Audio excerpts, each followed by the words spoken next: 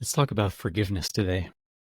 This is a subject that we can most definitely, all of us, no exception, relate to, because at one point or another, we all need to forgive ourselves or someone.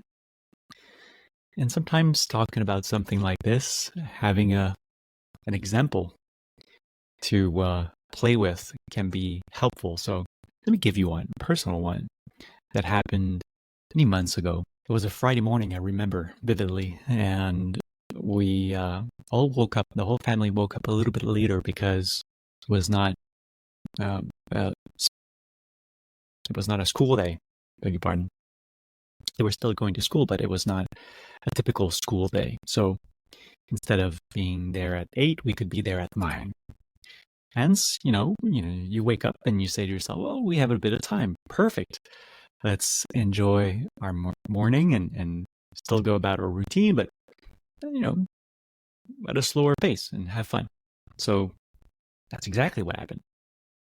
I started to draw with one kid and then I did the same thing with the other kid. And you get on with the routine. So, hey, what do you want for breakfast? You start the breakfast. In the meantime, okay, guys, you can get dressed up. They're playing.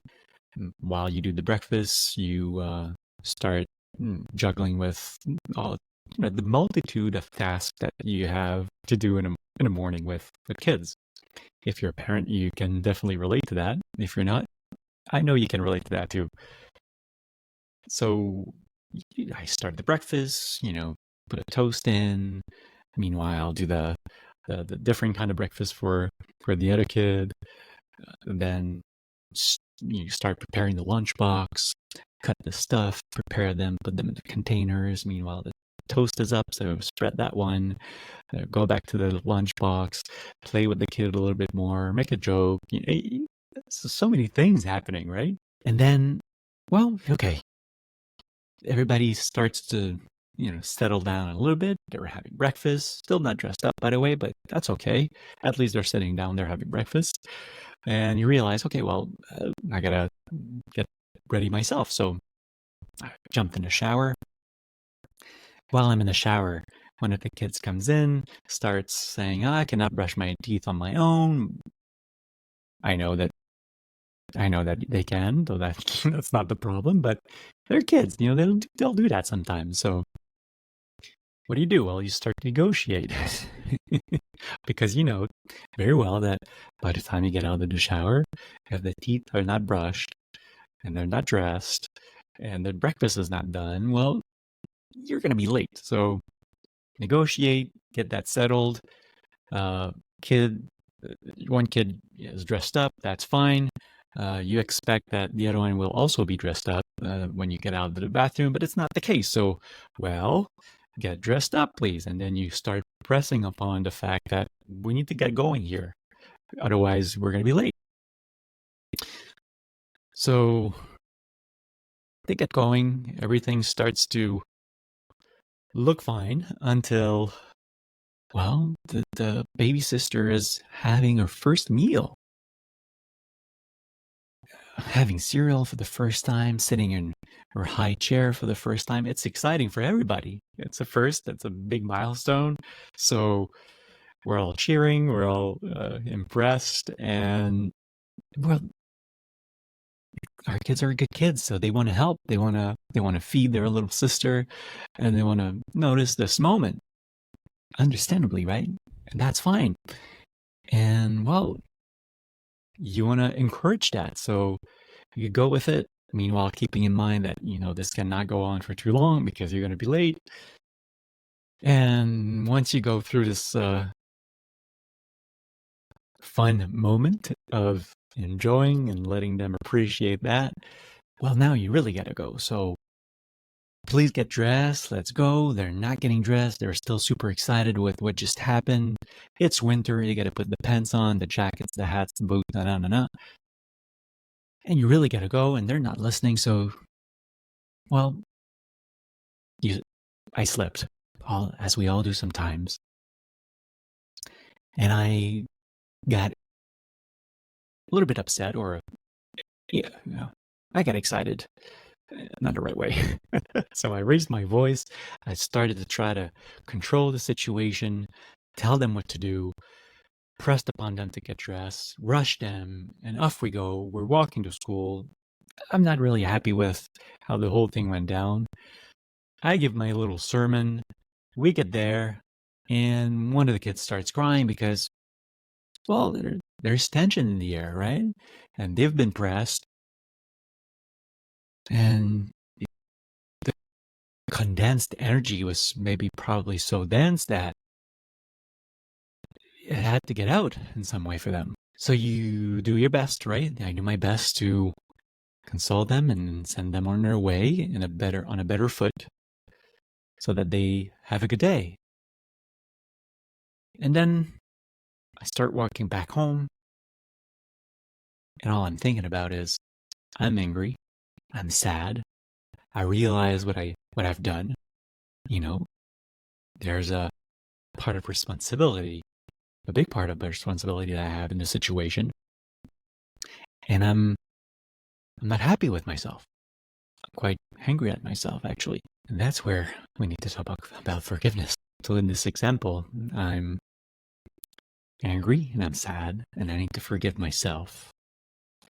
You can probably relate in any way, shape, or form, whether at work, at home, or in a very similar situation, for sure. If not, well, try to reverse the situation and think about things that have been said or done to you. And then you need to forgive the person. We all get at this bottom line at one point. We need to forgive ourselves or we need to forgive someone. Now, here's what I'm going to shift it for you. Whether you relate with the former or the latter, it all comes back to self. And if we only talk about forgiveness, well, we're only scratching the surface. We need to go a little bit deeper. And probably the simplest way to bring it to you is by being very scientifical about it. If you need to forgive, it's because something has been said or done. If something has been said or done, and you want to understand where it's coming from, well, we're in for a heck of a ride. Because in my situation, let's say, if I want to understand why they reacted or they acted as they did that morning, well, maybe I need to go back to what happened last week.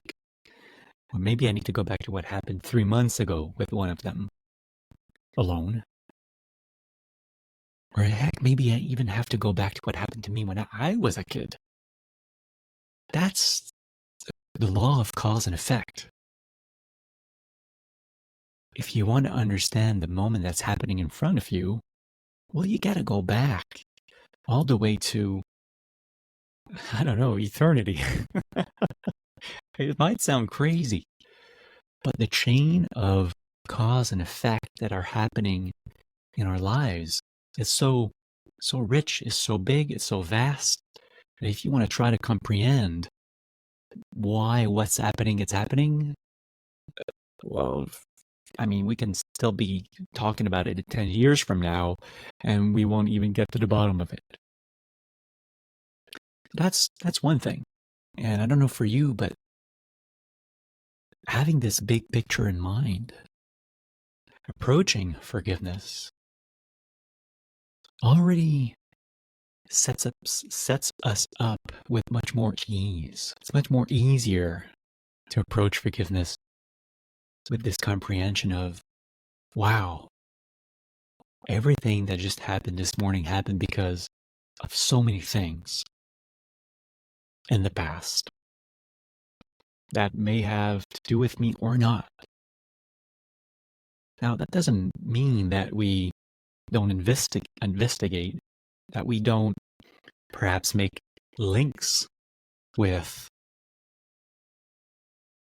for instance, well, when I heard that word, or I noticed this behavior, it sparked within me something that is linked to, I know. when I was a kid and that happened, or when I got divorced and that happened, or when I broke up with this person and they said that. Whatever the context and situation is, you can make those links. It's great, to see clearly and understand for ourselves what gets us in reaction mode, fight or flight, call it whatever we want. And once we get that, and once we are maybe even able to do some cleaning in that regards, well, we need to go a little bit deeper. We're not done with the layers of forgiveness. And if you really want to, if you take the shortcut and we go deeper and we go to the last layer, well, we can't not talk about letting go. Because at the end of the day, only letting go will allow us to forgive.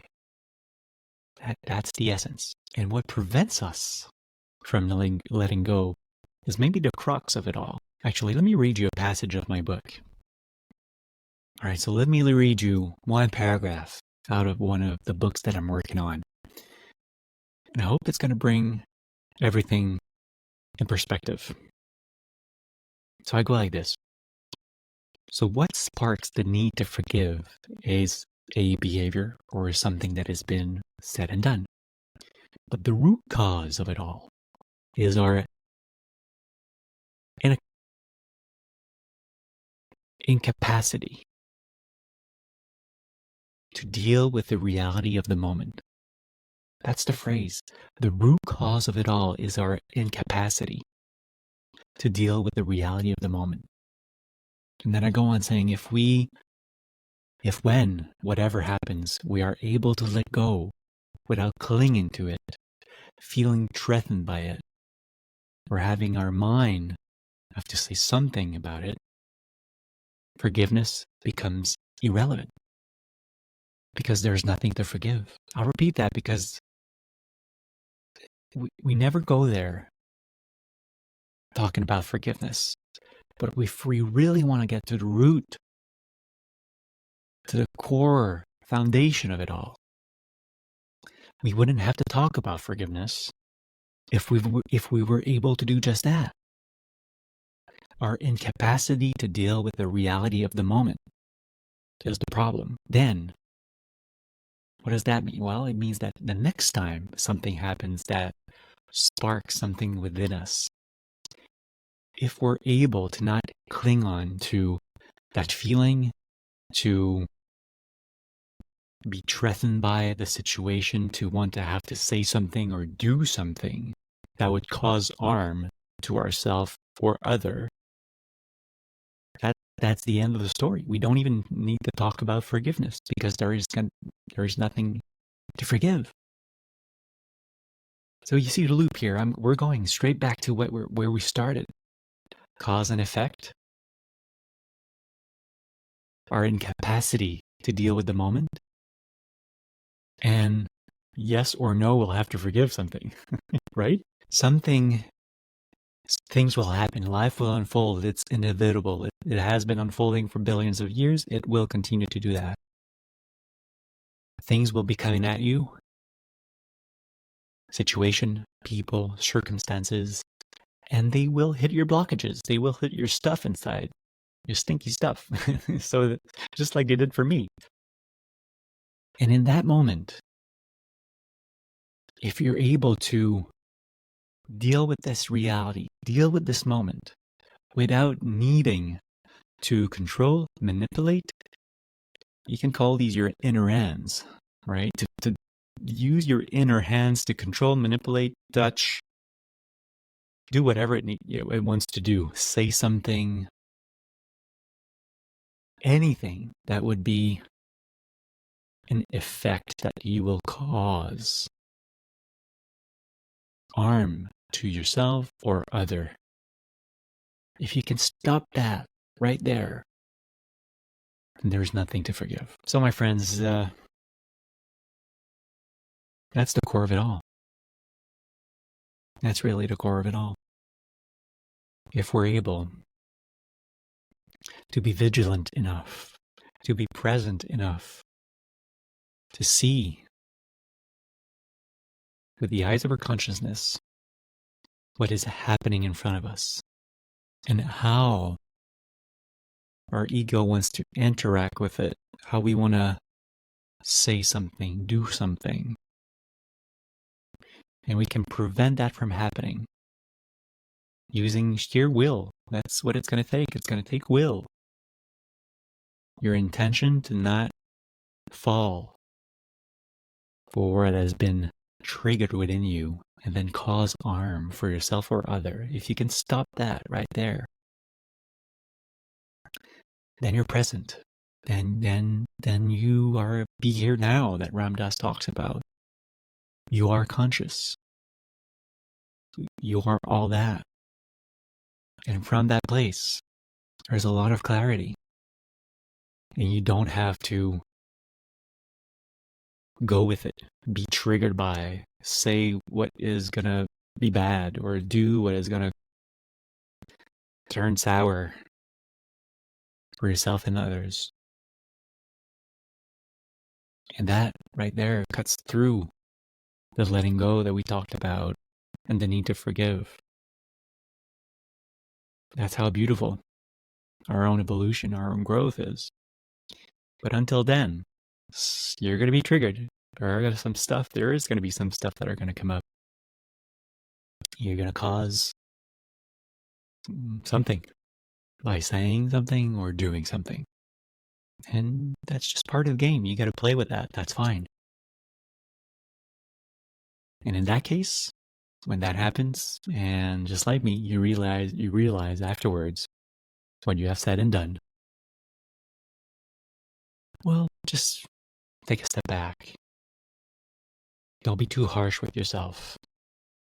And use a few practices that works for you well to regain your center and be able to do the whole path that we just talked about in this podcast, where you're able to see clearly what happened for yourself and maybe do some links and learn from that, grow from that, and then bring some peace into your own heart about it and forgive yourself by letting go. And you can do that through a bunch of means. Maybe it works for you when you meditate, or you journal, or you breathe, or you go for a walk, or you pass the vacuum, or you do the dishes, or whatever, right? There's no good or bad practices. That's what they are. They're practices. Any sadhana is good, as long as it helps you to let go of yourself and center yourself more into your own consciousness, the seat of your consciousness. That's what sadhanas are for. That's what you practice. And that's all the path that we're walking. I'm happy to walk it with you and be here as a guide, if I can, to inspire you and guide you on your own way.